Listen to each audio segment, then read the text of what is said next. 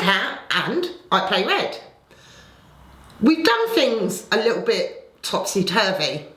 A few weeks ago we looked at paladins of the West Kingdom, and today we're going to have a look at architects of the West Kingdom, which was actually the first game of the series. Paladins was number 2.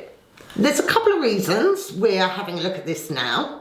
Firstly, the expansion for it, Age of Artisans, is getting a German and Portuguese release at Spiel Digital this year.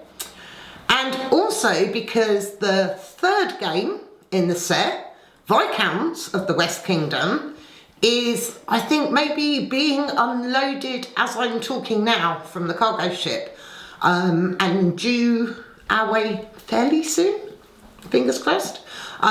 So I'll probably be doing a video about that. So it didn't seem right to leave Architects out. So Architects of the West Kingdom is by Shem Philips and available from Garp Hill Games and Renegade Games. Let's have a look at how it plays. Architects of the West Kingdom is a very typical Shem Philips game in that it's an atypical worker placement game. If you've played any of his games, some of the symbology you see will be familiar. If not, don't worry, that's what I'm here for. So let's have a look at the board. These large spots here indicate where workers can be placed, and you can place one at a time, but overall as many workers as you want on any of these large spots. The smaller spots here on the black market, you can only ever have one worker on each of these spots. So to play the game, you'll place one worker, do the action, and pass to the next player, who'll do the same, and so on. Unlike most worker placement games, you'll notice we have a huge number of workers here, even more than we had in Barrage.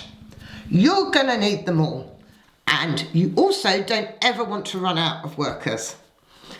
So the aim of the game is to get the most points. You get that by hiring apprentices, building buildings, gaining virtue, and building the cathedral. So let's have a look at some of the spots on the board. Our basic free resources are wood, stone, and brick. We also have access to gold and the rather fancy, rather expensive marble. So let's have a look at these resource gathering spots first. I can place a worker on there, take a wood from the supply, and pop it on my player board. So green can then come along and do that. Then I can put another worker there. And as stated on the board, that will get me 2 wood, because you gain 1 per worker of your colour. So it doesn't matter how many workers your opponents have got there, it's specifically related to your workers. So in this case, I'd get 2 wood.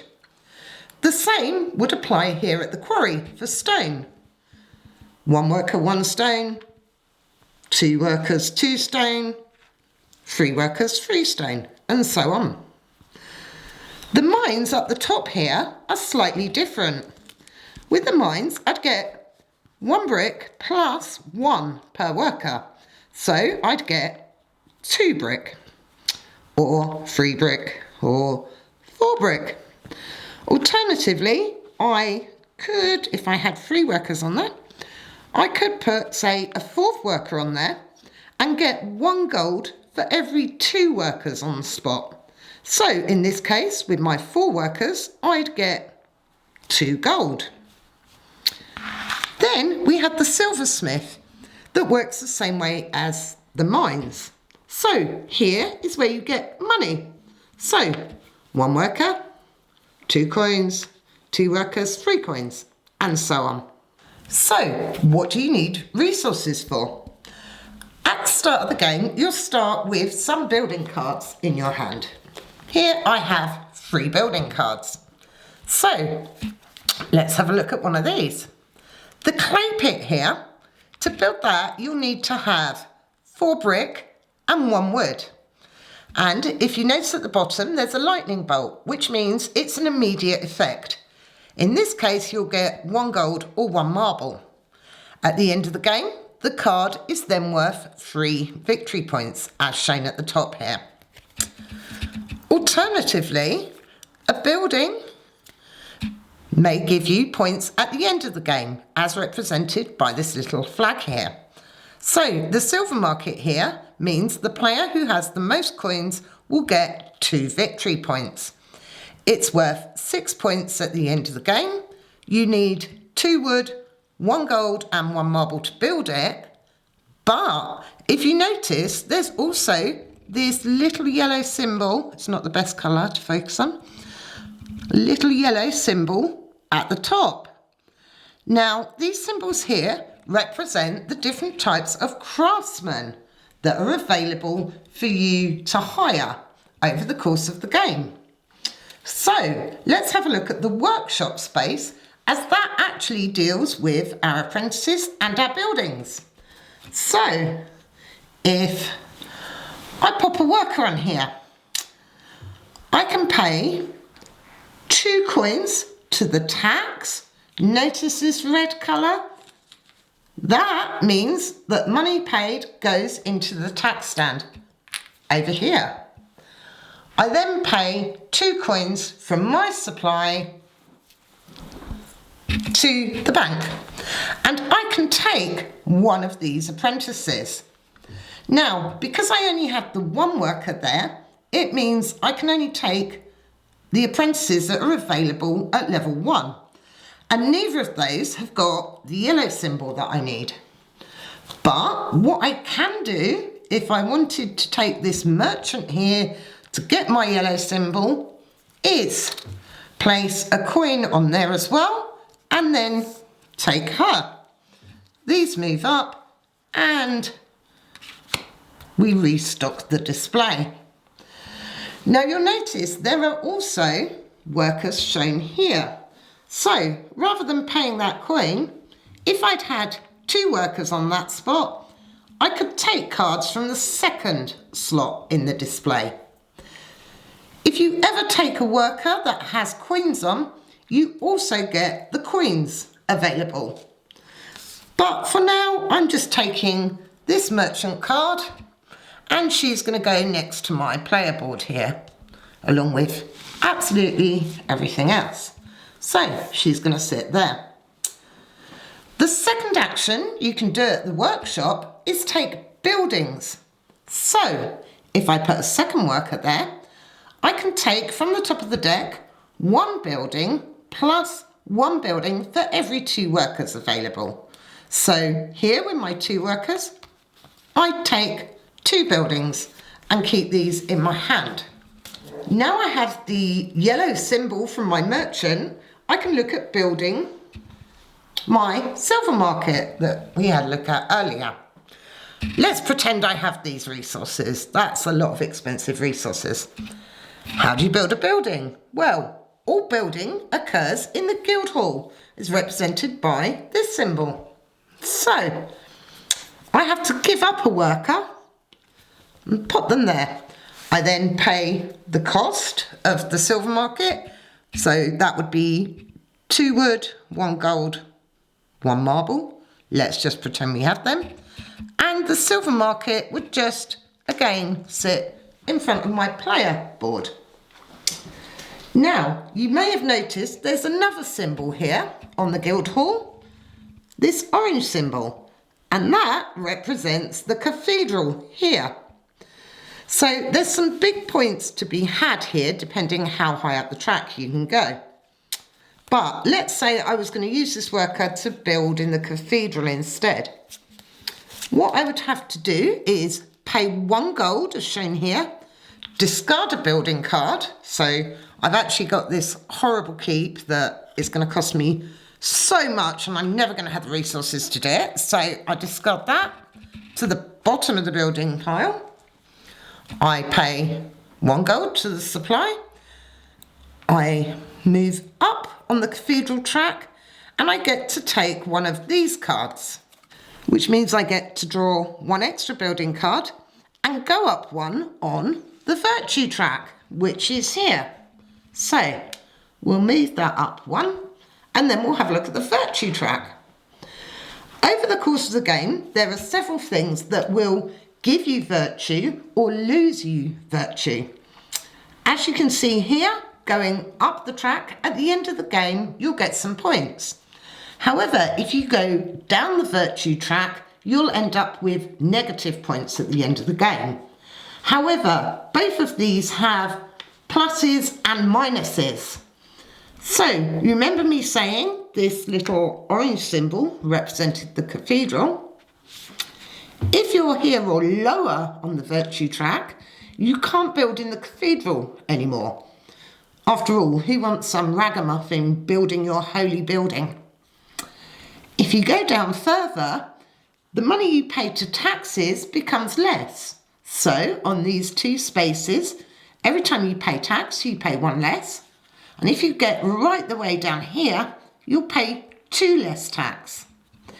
If you have to go any further than that, you start gaining debt cards, which are a recurring feature in these games. So, let's have a look at the top here. If you go up the virtue track, here or higher, you can't use the black market anymore. And if you go higher than 14 and go up, you can start getting rid of those debts. Sadly, they're not repaid, they are just discarded. At any point of the game, when you need to take a debt card, you take one from the top of the pile and pop it face up. If you manage to pay it back, you flip it over and it gives you a point of virtue. However, if at the end of the game you still have unpaid debts, you're going to lose 2 points. So there is a difference between paying off debts and discarding them. So make sure you get the right option when you do that.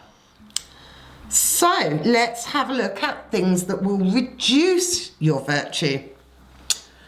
We have the tax stand and the black market here. At any point in the game, when you see this slightly red symbol for payment shown here and here and here, money goes into the tax stand. You can then place a worker here, -2 virtue, and take the money in the tax stand. So this can build up because people don't want to take the negative virtue. So you can get some tasty grabs from here. So keep an eye, don't let it build up too much, otherwise someone else is going to come and get it. So the other place that's going to get you bad juju is the black market. So you can place a worker on either this spot, pay a coin, lose a virtue, this spot, pay 3 coins and lose a virtue, to take the resources depicted here and here. This middle spot here, you can pay 2 coins and lose a virtue to take an apprentice or draw 5 building cards and keep 1. However, when all 3 of these spots are taken up, we'll trigger a black market reset. The other way the black market can reset is when you reach these points in the guild hall placement, which can happen quite quickly, depending how many players you're playing with. Let's get some more workers. If you're playing with 3 players, you're only going to go there, 4 or 5. So the minute you hit this spot, that will also trigger a black market reset. So let's have a look at what that does. The first thing that happens is the 3 workers that are currently in the black market get taken off the board and all go to the guardhouse, having a little party in there. If any player has 3 or more workers in the guardhouse, they'll lose a virtue. And the player who has the most workers in the guardhouse will gain a debt. There are other cards and apprentices and buildings that will work in line with this, but we'll come on to them. So, what does the guardhouse do? How do you get more workers in there? Let's have a look at that. So, let's pop these on the board. If I place a worker in the town centre, I can pay 1 coin to the tax stand because it's that reddish colour and steal a group of workers. Now in this case, green has 3 on the forest, so I'm going to take those workers and put them on my player board. Alternatively, if I was running low on workers, I could place a worker there, pay the coin and take a group of my workers back. So I've got 2 on the silversmith here, I could take those back, or I could take the 2 from the workshop. Additional workers and additional coins will let you grab additional groups of workers as long as they're from the same spot. So in this case, I could put second worker, I've kidnapped the green, and I'm then going to kidnap the purple as well and pop them on my player board. How does that help you? Well, apart from the fact you're taking these workers out of action for your opponents, you can put them in the guardhouse. So, I'm going to put a worker there and place these dudes into the guardhouse. So, I'm going to get 1 coin for every worker I put in there. So here I'm putting a total of 5 workers in. I'd get 5 coins. As you can see, there's multiple options here at the guardhouse, so let's have a look at the others. Here you can choose to pay a worker and release any of your guys from prison. So in this case, it wouldn't be worth me doing. However, the green player might decide to put a worker there to get these guys back onto their player board so they can use them again. You can also pay a lot of coins, so that's 5 coins, 2 to the tax, 3 to the bank, or take a debt card and lose a virtue to steal your workers from another player's playmat. So again, I'm going to use green as our example. Pays 5 coins and they can claim these workers from my playmat and stop me from getting quite a few coins. The other available option is to pay a total of 6 coins, so 3 tax, 3 to the bank, to pay off a debt. Remember me talking about discarding debts and paying them off? This is to pay it off. So this would give you the point of virtue, but it would cost you 6 coins. So let's have a look at the last couple of spots that we haven't looked at. We have here the King's Storehouse. You get 1 action per worker. So I'd place a worker, I'd get 1 action. If I put my second worker down, I could do 2 actions. The actions are to swap 2 of any of these 3 resources to gain a virtue. So that's ore, wood and brick. Any 2 of them will give you 1 virtue. If I had 2 workers there, I could do that twice. So I could pay a brick, 2 wood and an ore and get 2 virtue, for example. Or I can spend ore and wood to gain the precious marble. But it's slightly more expensive. It will cost you 3 ore or wood. Marble you'll need to build the cathedral. You'll see it comes up quite low level. And also to build some of the bigger building cards. So for example, this library I've got in my hand here, that requires a marble, as well as 2 different apprentices and a load of resources. But it is worth 8 at the end of the game. The King's Storehouse gives me these 2 options. But hang on, Remember the merchant that I bought earlier? Let's have a look at her. It actually says here, King's Storehouse. So when I'm at the King's Storehouse, instead of the standard abilities, I can choose to use this. So I could spend 1 coin to get 3 brick.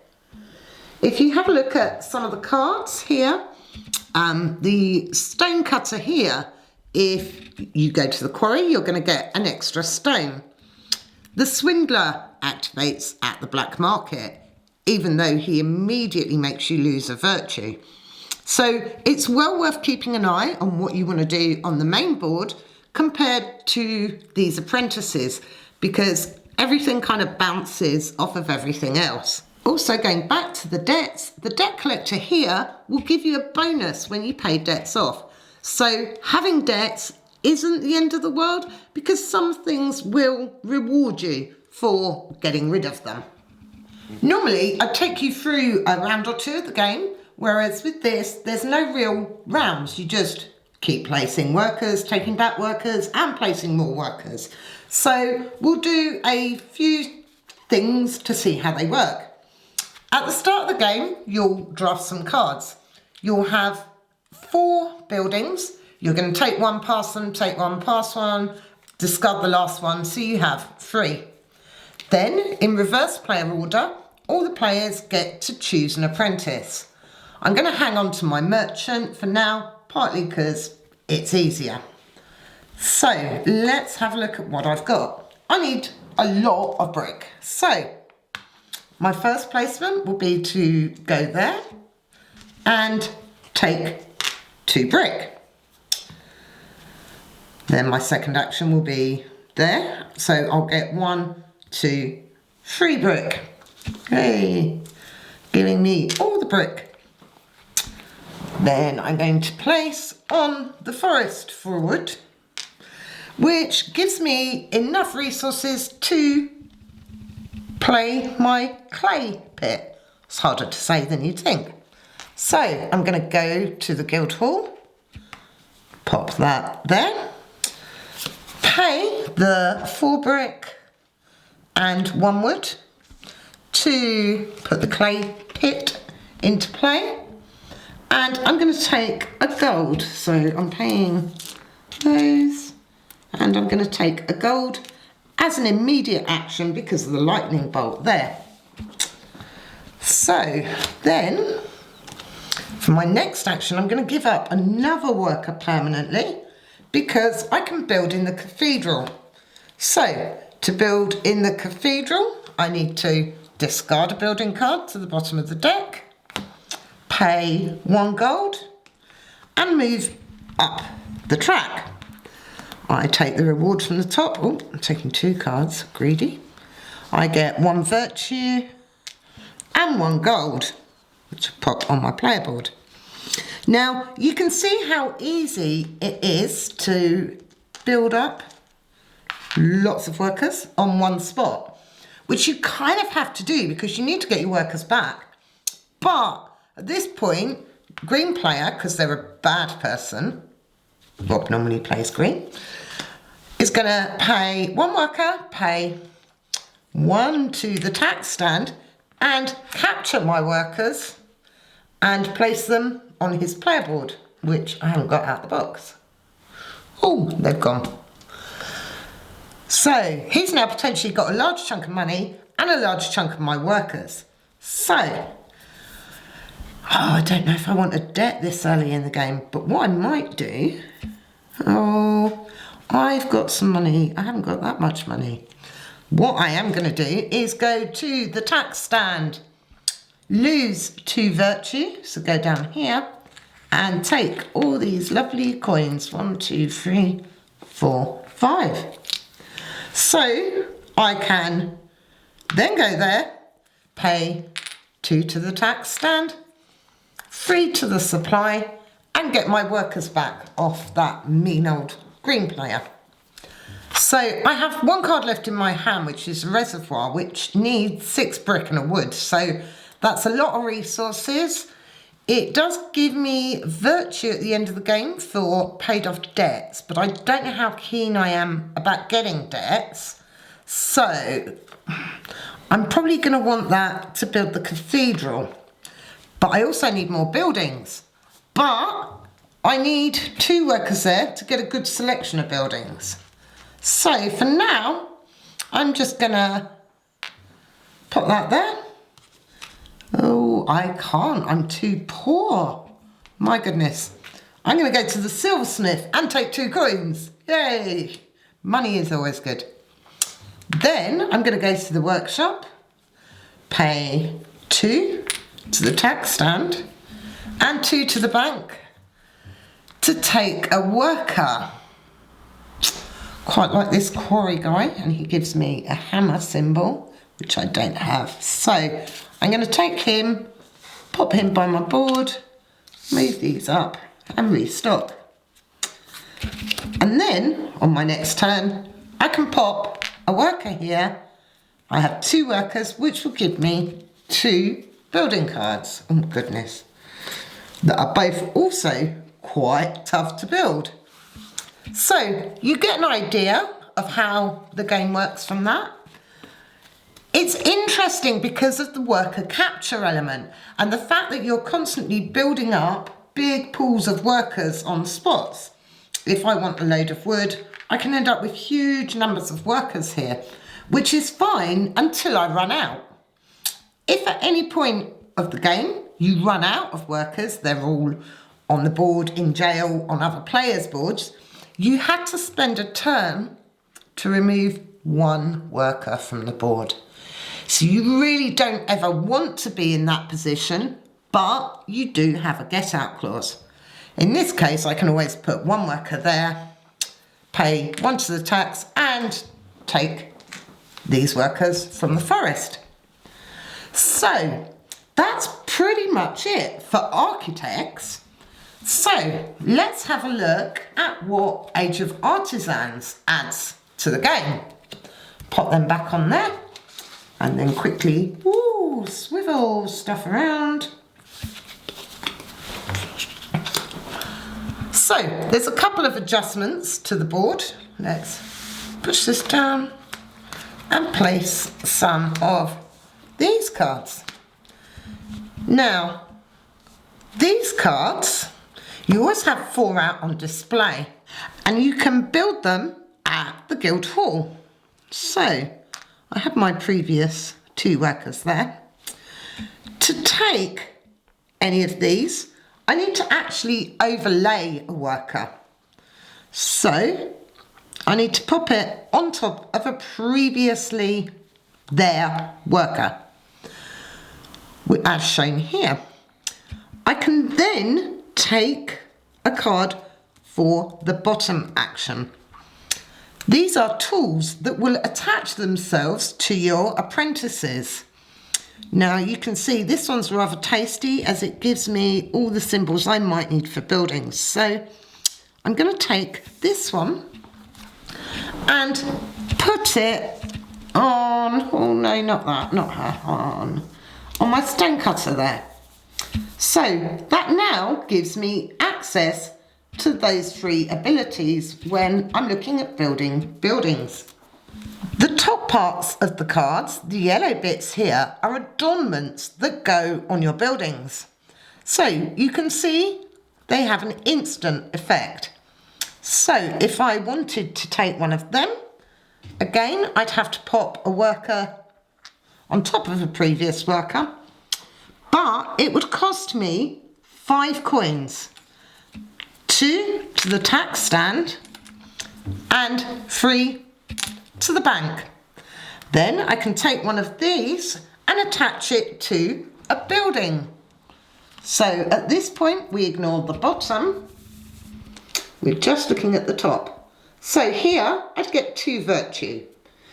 The adornments for buildings all have a points value shown there. The tools have a different way of scoring that we'll look at in a little bit. But I immediately get 2 virtue, so go up 2 on the virtue track, and at the end of the game I'll gain 2 bonus points. The other spot that's changed on the board is the black market. So this middle spot here, you can take either an apprentice or a tool. Now, to take the tools or adornments, you must have an apprentice or a building for them to go on. At the moment, the only building I have already has an adornment, so I can't take another adornment because I don't have anywhere to put it. You can only have one adornment per building and one tool per apprentice. There's actually a handy little player aid that comes with the expansion that tells you a lot of things you need to know. So these are for the ×5 multiplier cards in case you run out of resources. It also explains you can only have 6 or less building cards in your hand at a time. You can only have 5 or less apprentices on the board, which obviously means you can only have 5 or less tools. The other little add-on that Artisans comes with is your very own artisan meeple. If you notice, he's a little bit bigger than the regular workers. So he acts for all intents and purposes like 2 workers. So if I were to pop him here, I'd get 1 + 1 per worker. Essentially, I have 3 here, so that would give me a total of 4 brick. However, if I were to then pop another worker down, now, sadly, he only counts as 1 worker. But for that initial placement, he would double your resources. Also, at times when you would lose a virtue, the architect means you lose 1 less. So I could, for example, pop him on the tax stand and take all this lovely money, and I'd only actually lose 1 point of virtue rather than the 2 shown here. The other thing that this Guildhall board adds are these little blue spots here. Whenever someone places a worker on one of these for the first time, I'm trying not to knock these stacks over, a worker on there for the first time, you're going to remove the first 2 apprentices on the board, take them out of the game and move everything up. If there are coins, then tough luck, you lose the coins, but you shouldn't have left them there with coins, and you refill that. And again, it's got the black market reset here and here. The other really useful thing that architects didn't come with, but Artisans does, is a score pad. So, the minute the Guildhall is filled, all players, including the player that filled it, get 1 more turn. Even if this is full, you can still build, you just pop your workers by the side, that's fine. So 1 more round for everyone, and then you're going to go to game end scoring. So your game end scoring will be the buildings that you've built. So in this case, I'd get the 3 points from my clay pit. We don't look at the adornment just yet, so just the buildings. So I'd get 3 there. You then score points for how much work you've put into the cathedral. So here, I'd get 2 points. Then you score your virtue. I kind of moved up and down a bit, but I stayed in the middle, so I get nothing, which isn't terrible. Then each unpaid debt you have is -2 points. Gold and marble are worth 1 point each. Every 10 coins you have are worth 1 point each. So coins really are not worth keeping endgame here. For every 2 workers that you have in jail, you'll get -1 point. Then you're going to score your adornments. Remember I said we didn't score them yet. This is where we score them. And then last but not least, you'll score your tools. Now, going back to this handy player aid. At the bottom here, it shows you how many points you get for tools. So at the moment, I only have 1, I'd get 1 point. If I had 2, I'd get 2 points. 3, I'd get 4 points, and so on.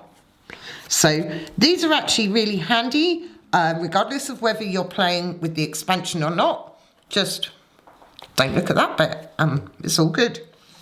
The score pads also are really handy, even without the expansion. I wish there was one for Paladins. Please, can someone make one for Paladins? So, add up all your points, and the player with the most points is the winner. Architects definitely has that typical, not typical worker placement element that we love so much in the Shem Philips game. We love the North Sea trilogy. I personally am more of a fan of the red boxes, partly because these games are definitely heavier than the blue box from the North Kingdoms. This can feel mean. If you don't like mean games, this probably isn't a game for you.